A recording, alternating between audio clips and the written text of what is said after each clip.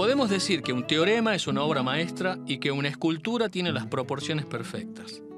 Pero ¿es posible ir tan lejos como para afirmar que ciencia y plástica se complementan? Tanto como para decir que sin sus cualidades de artista, Galileo no habría podido medir con asombrosa exactitud las montañas lunares, y que la pintura puede torcer las leyes de la reflexión y acomodarlas a su gusto.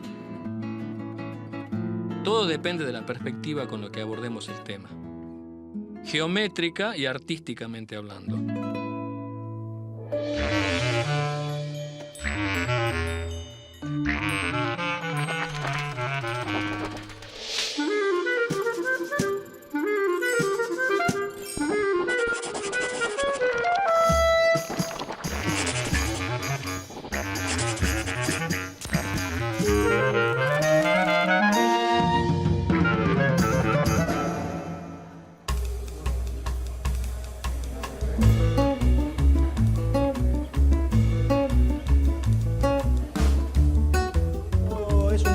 Tomado de una filmación.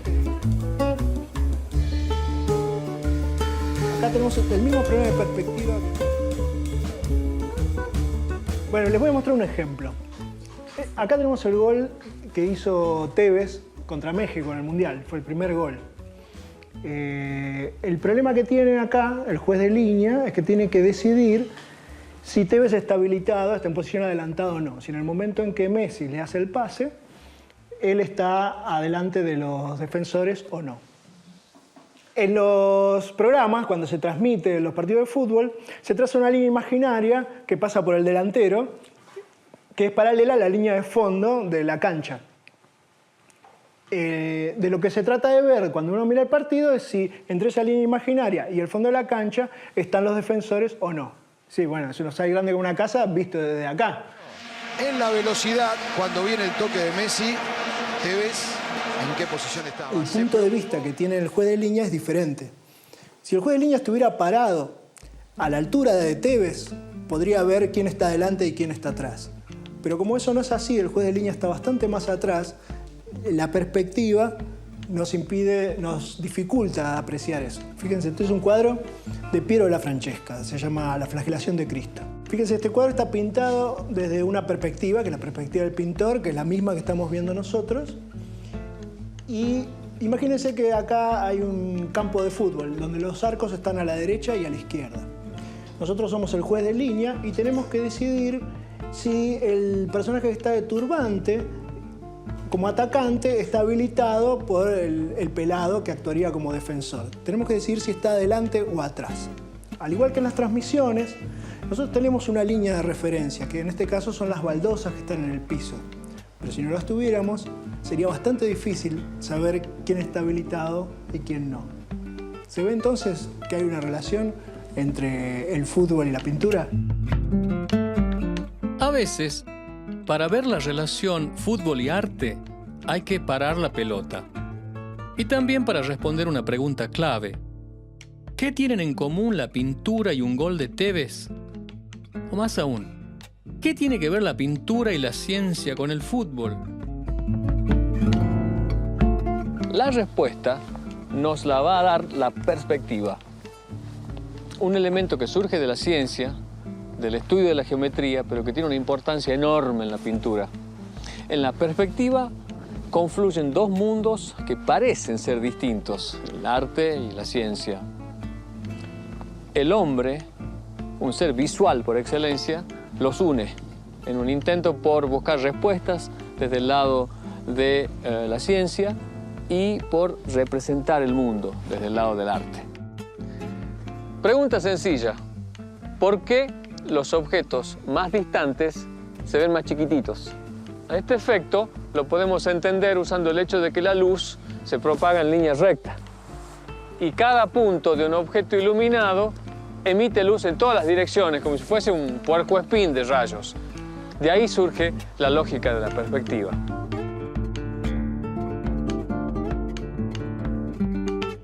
Mirar un cuadro o una escultura no significa solo orientar los ojos hacia un objeto. Por más que abramos los ojos, no tenemos observación sin la sensación de ver.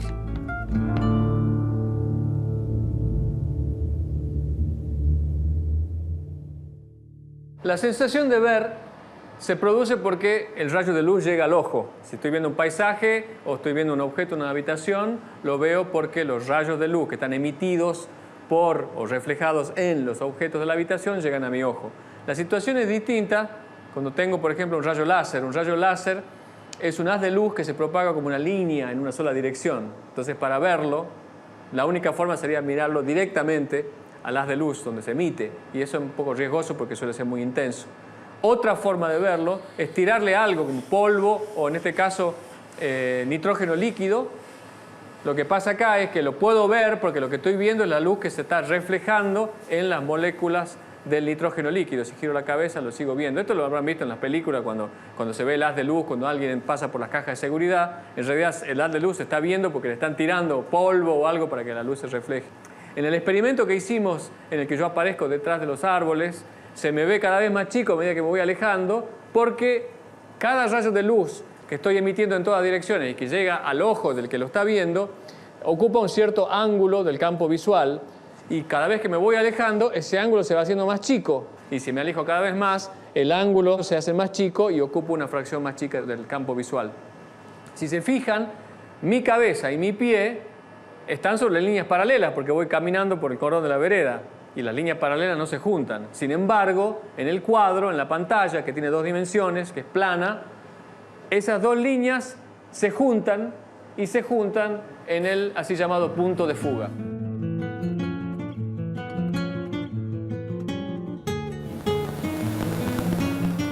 El uso que el arte hizo de efectos geométricos como la perspectiva fue perfeccionado en el siglo XV por el arquitecto italiano Filippo Brunelleschi. Y por cierto, no fue por casualidad que Brunelleschi descubrió las virtudes de ese juego racional de ángulos y paralelismos que es la perspectiva. Gracias a su interés en la matemática, fue capaz de idear una manera muy precisa de proyectar los volúmenes sobre el plano y crear la ilusión tridimensional en el cuadro.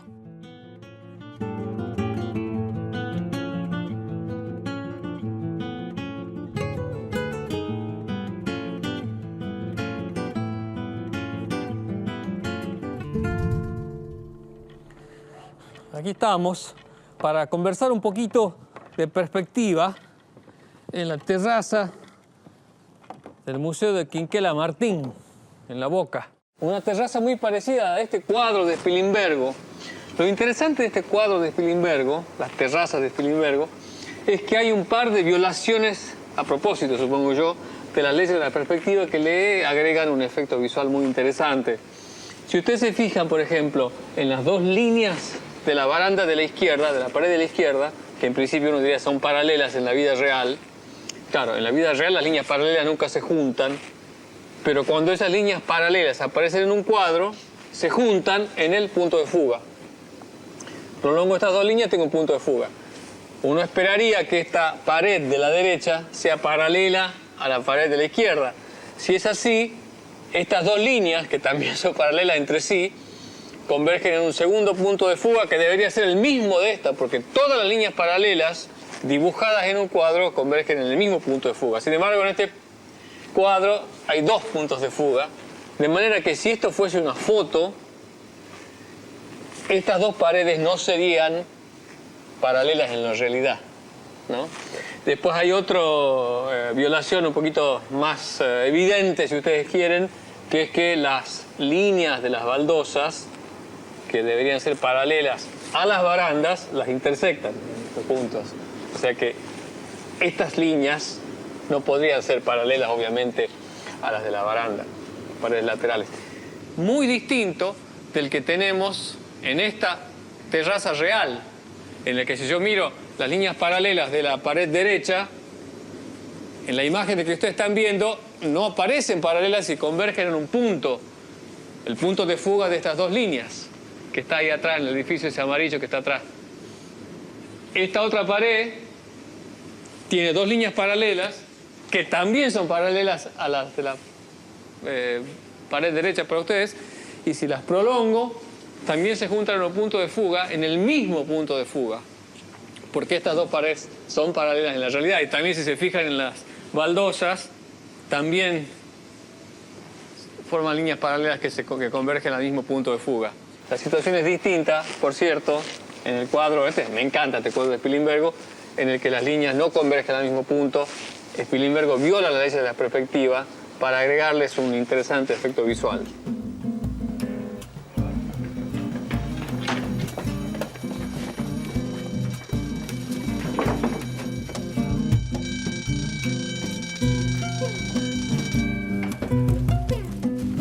Pasaron 5 siglos, pero el préstamo que la ciencia le hace a Brunelleschi para obtener su método de perspectiva para la pintura es devuelto a la ciencia con creces.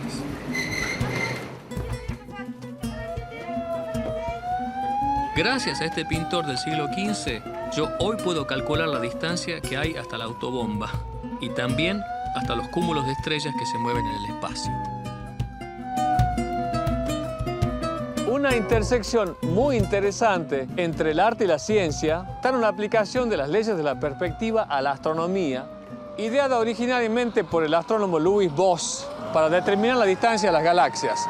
Digamos que las luces de la autobomba son la galaxia que se está alejando. Le saco una foto, después le saco otra foto. Con esas 2 fotos creo el punto de fuga y sé la dirección en la que se mueve la ambulancia. Ese es un dato. Ahora necesito otro dato. ¿A qué velocidad se aleja de mí? ¿Cuánto se desplazó respecto de mí? Eso lo sé con el cambio de tono de la ambulancia, en el caso de la ambulancia, pero las estrellas también cambian de tono porque se alejan, y ese es el efecto Doppler.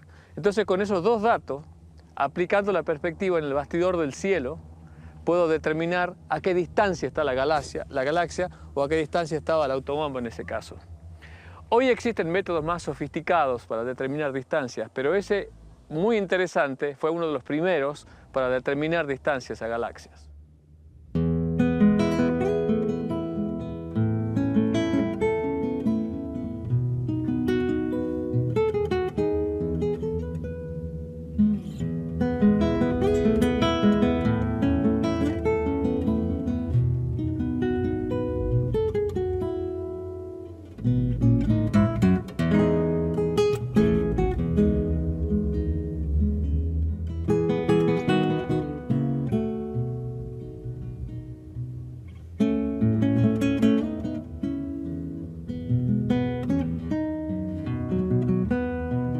Al mismo tiempo que Brunelleschi estudiaba las leyes de la perspectiva, la ciencia se empezó a interesar cada vez más por las armonías del mundo. De esa época, más o menos, es el famosísimo dibujo El hombre de Vitruvio de Leonardo, que establece una especie de canon de las proporciones humanas. Otro libro muy famoso que también ilustró Leonardo es de un tal Luca Paglioli. Este Paglioli era un contador y compilación de información matemática que postula una especie de relación matemática de aquello que nos resulta bello y agradable y le da un título provocativo, la divina proporción. Ahora, ¿de qué se trata la divina proporción? La divina proporción, que luego se llamaría la razón áurea, es una relación matemática muy particular. Se construye más o menos de esta forma. Supongo que tengo un cuadrado, del punto medio del cuadrado, de la base del cuadrado, trazo una diagonal, de esa diagonal hago un círculo, y de ese vértice del círculo me queda un rectángulo. Ese rectángulo tiene una proporción que se corresponde con la razón áurea y supuestamente tiene que ver con las proporciones de un montón de cosas que nos resultan agradables o bellas. Paglioli le atribuía virtudes místicas a la razón áurea y con el tiempo fue creciendo una especie de mitología de que esa proporción era la más agradable y que aparecía en el Partenón, en las pirámides de Keops, en los fragmentos de las sonatas de Mozart. Pero lo cierto es que si uno mira con cuidado, el largo y el alto del Partenón, por ejemplo, no es exactamente 1,61, pero es 1,71. De modo que, si bien la razón áurea aparece en la naturaleza, su importancia en la estética está de algún modo exagerada.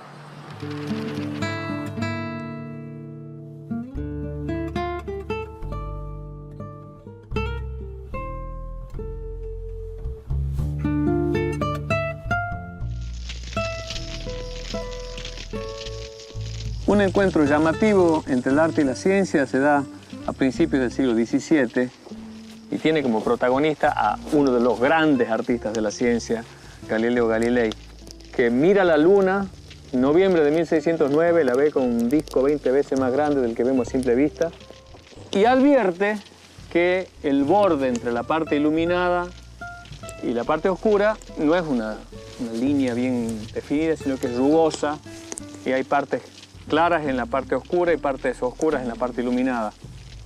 Y se da cuenta de que esas irregularidades eran sombras de montañas que había en la luna. Ahora, lo interesante es que él no había sido el primero en ver la luna a través de un telescopio, sino que unos meses antes Thomas Harriot en Inglaterra la había visto, había dibujado la imagen que vio por el telescopio de esa rugosidad que separaba la parte iluminada de la oscura, pero no la había interpretado como irregularidades en el terreno de la luna. Galileo, en cambio, sabía pintura, sabía perspectiva, sabía el entrejuego entre luces y oscuridades del claro-oscuro. Y ayudado por ese conocimiento de arte, puede descifrar que la luna tiene cráteres.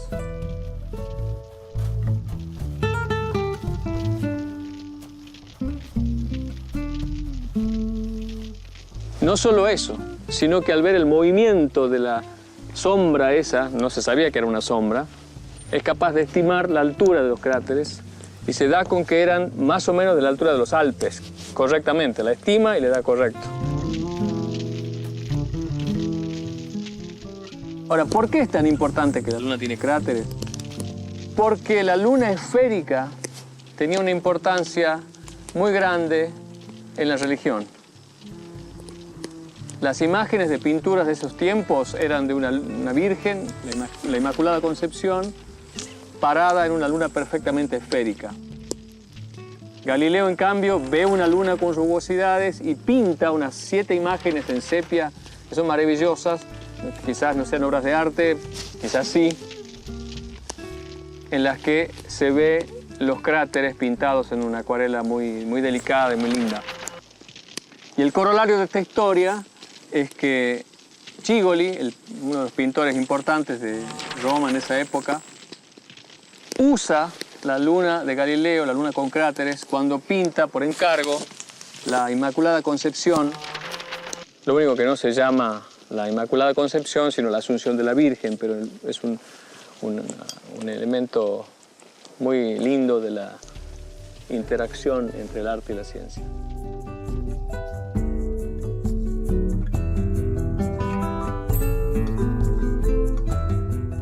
Ya vimos cómo la ciencia y la pintura se complementan, se cruzan, hasta se alimentan mutuamente.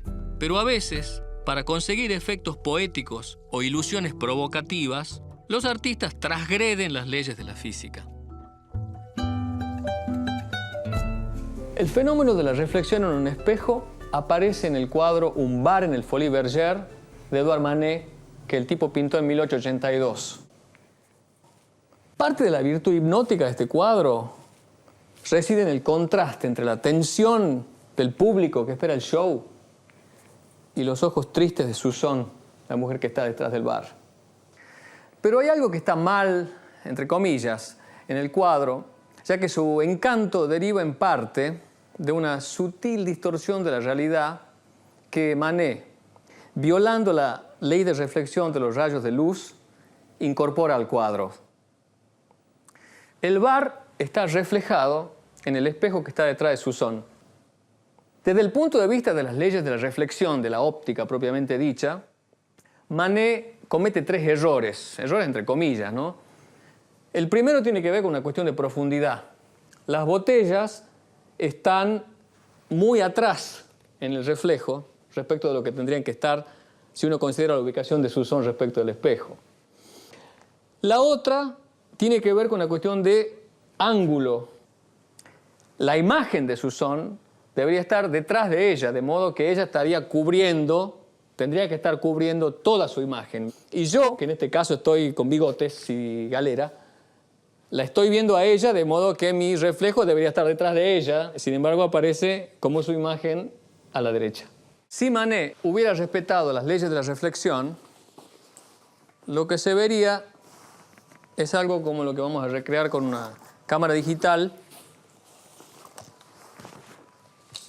reemplazando a Suzanne en un bar de París por, que la prendo la cámara, por Claudia en un bar de Palermo. En un cuadro análogo, las botellas obviamente están donde deberían estar, en sentido de profundidad. La estoy viendo a Suzanne de Palermo y no veo su reflejo porque la estoy viendo de frente. Y por cierto, tampoco me veo yo. Si me corro un poquito, ahí me veo. Pero si la estoy viendo de frente, en el encuadre que propone Manet, pero que no resuelve porque viola las leyes de reflexión, aparece distinto. El caso de Manet no es único en la pintura. Hay muchos otros pintores que fueron irreverentes con la óptica y violaron las leyes de la reflexión para incorporar efectos, para acentuarlos en sus cuadros. Este es un ejemplo muy lindo de Hans von Aggen, La pareja con espejo. Si se fijan, hay un señor allá atrás que le está abrazando a la señora, aparece la mano reflejada, pero si fijamos con cuidado la atención en el ángulo del espejo, nos damos cuenta que es imposible ver la imagen reflejada, porque el espejo está apuntando hacia nosotros. O sea que sería imposible que la luz que parte de la mujer real se refleje en el espejo y venga hacia nuestros ojos. Otro ejemplo muy lindo es el de la Venus con espejo de Rubens. En este caso, nosotros sí podríamos ver la imagen reflejada de Venus en el espejo. Ahora, si nosotros vemos la imagen de Venus, ella no se podría estar viendo a sí misma. Y suponemos que Venus está coqueteando con su imagen, de modo que si ella se está viendo, nosotros no la vemos. Y si nosotros la vemos, ella no se estaría viendo. Este tipo de juegos quizás lo han visto en el cine. El tipo que se está afeitando y uno ve que se está afeitando, pero si uno lo ve que se está afeitando en el espejo, si ve el reflejo, el tipo no se podría estar viendo a sí mismo. El artista crea objetos únicos, quizá irrepetibles.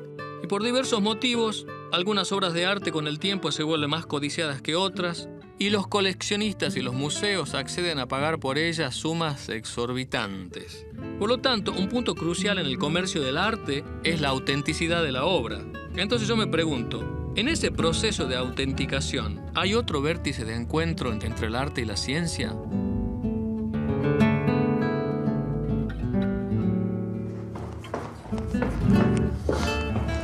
Disculpe. Sí, Buen decime. día. Tengo este fragmento de telar. Sí. Era de mi abuela. Y ella me quería convencer que esto era viejísimo, que era de los mapuches. No sé, Sí.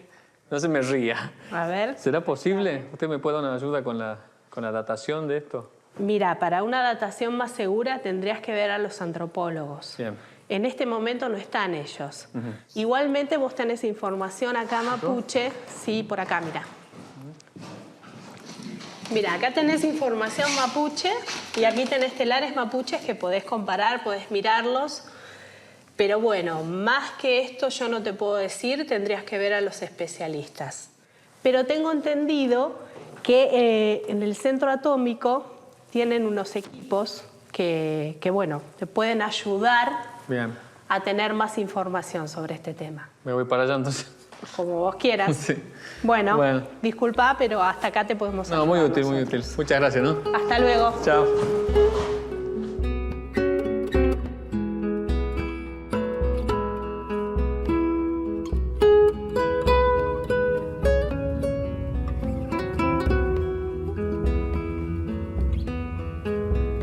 Sergio, ¿qué tal?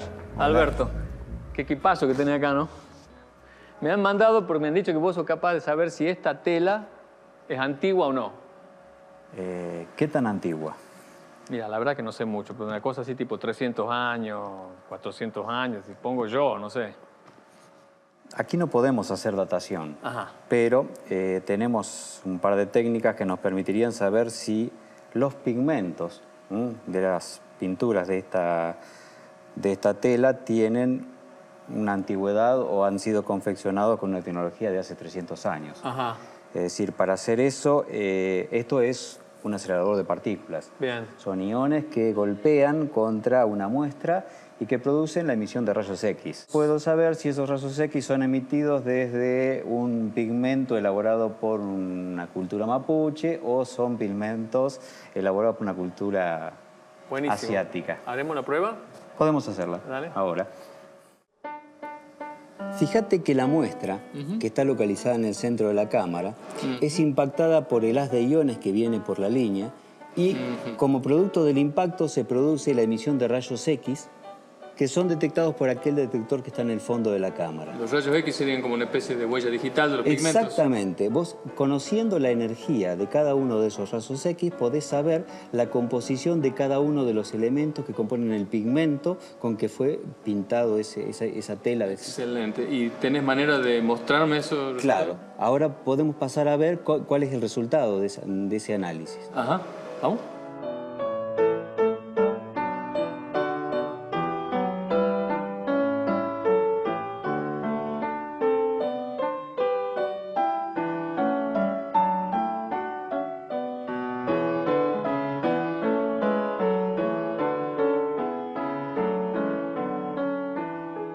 Bueno, aquí en este gráfico se puede ver bastante bien la diferencia entre la línea roja que corresponde a la sucesión, a la cantidad de elementos que tienen los pigmentos que tenían aquellos colores utilizados por los mapuches desde muy antiguo. Y la línea negra es el espectro que acabamos de obtener. Vos ves que esencialmente son los mismos picos, salvo en una región donde hay una diferencia, pero dado que son casi todos los mismos elementos ¿Y las proporciones? Y las proporciones que componen la muestra, podemos llegar a decir que esta partecita de diferencia probablemente sea debida a las contribuciones de elementos que hemos ido volcando en ese telar por paso de mano en mano. Está bien. O sea que es compatible. Sí, son perfectamente compatibles. Ahora, si yo te traigo, ponerle una pintura de Leonardo, no me van a dar una pintura de Leonardo para que te traiga, pero suponete que tuviese una pintura que me dicen que no está claro que es de Leonardo da Vinci, vos podías hacer el mismo análisis y decirme si la pintura es original o no. Bueno, no te quiero mentir. Tendría que decirte que sí, siempre y cuando yo tenga una muestra patrón de pigmentos de esa época para poder comparar. Los originales que usó, Los originales que usó Leonardo. Ahora, yo me quedo tranquilo, porque mi abuela tenía razón. Tu abuela tenía razón. Muchas gracias, Sergio. Chao.